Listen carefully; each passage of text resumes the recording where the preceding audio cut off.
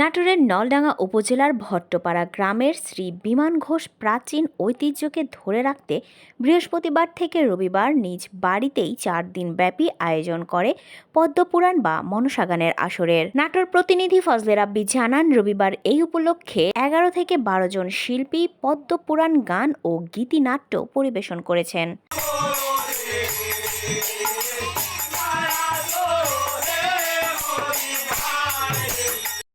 গ্রাম বাংলার ঐতিহ্যবাহী পদ্মপুরাণ বা মনসা গানের আসরগুলো দিন দিন কালের বিবর্তনে বিলীন হয়ে যাচ্ছে। একসময় পদ্মপুরাণ বা মনসা গানের ব্যাপক দর্শকপ্রিয়তা ছিল দেশের উত্তরের জেলা নাটোরে।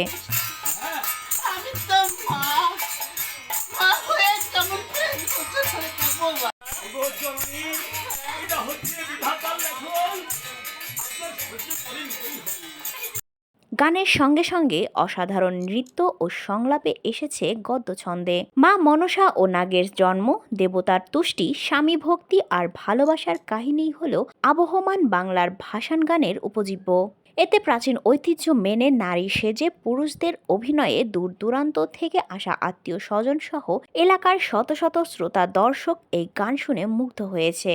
অনুষ্ঠানে বেহুলা লক্ষিন্দর ও শিব পার্বতী কিশোরী মেয়েদের বরকনে সাজিয়ে বিয়ের অসাধারণ মুহূর্তটা উপস্থিত দর্শকদের মুগ্ধ করে তোলে।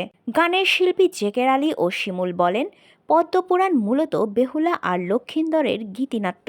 তবে আগের মতো এই গান আর হয় না। কোনো ব্যক্তি বা পরিবার মনের আশা পূরণের জন্য এই অনুষ্ঠান করে থাকে। স্থানীয় এলাকাবাসী সঞ্জিত, জয়দেব, নিপেনচন্দ্র সহ অনেকেই জানান, তারা তাদের উঠতি বয়সে এই গান শুনেছিলেন। আগে গ্রামে এই গানগুলো বেশ হতো, এখন আর তেমনটি হয় না।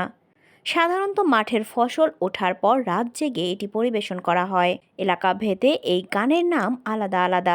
আবার বিভিন্ন অঞ্চলে এই গানের নাম পদ্মপুরাণ গান, পদ্মার নাচন, বেহুলার নাচারি, কান্দনী বিশহরীর গান নামেও বেশ পরিচিত। এটা হলো পদ্মপুরাণ গান। আমরা মানুষা হলে মানুষের স্বরূপ অনেক জায়গায় গিয়ে থাকি। 3 দিন অথবা 5 দিন 7 দিন পরিমাণ আমরা গান গাই।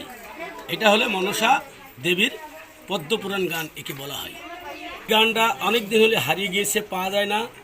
আমরা অনেক দূর দূরান্ত থেকে গানটা গাইতে আসি, অথবা দর্শক তাহারা এসে আমাদের গান শ্রবণ করে কর্ণপাত করে আমরা এই গানটা। আমি বেহুলার চরিত্রে অভিনয় করি। এটা অনেক প্রাচীন যুগের কাহিনী, তো এটা হারিয়ে গেছিল। আমার সবার মাধ্যমে আমরা সবার মাঝে বিরাজ করার জন্য নিয়ে এসেছি।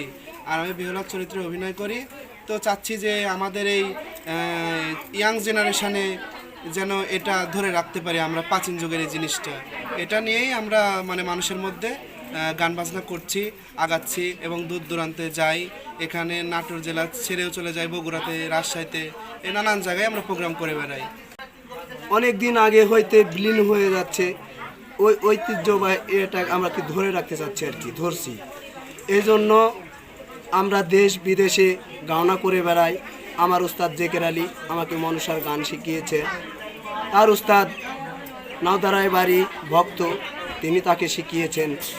তাই আমরা দেশে দেশে এই জিনিসটা প্রচার করে বেড়াই। পদ্মপুরাণ গান এটা তার নিয়ত ছিল, স্বপ্নে দেখাছে যে তুমি 5 বারে ভিডিও করে আমার গান দাও, সেই তার জন্য এই গান, আমরা এই গান দেখতে যাচ্ছি। মা মনসা দেবী পূজা, এটা সাপে কামড়ালে বা যে কোনো মনসা থাকলে এটা দেয়।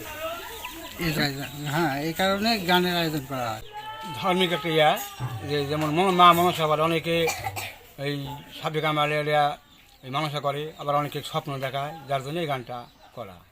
ভট্টপাড়া গ্রামে আমি একটা মানসা করেছিলাম, এই মানসার জন্য আমি এই বেহুলা লক্ষিন্দরের গান দিলাম।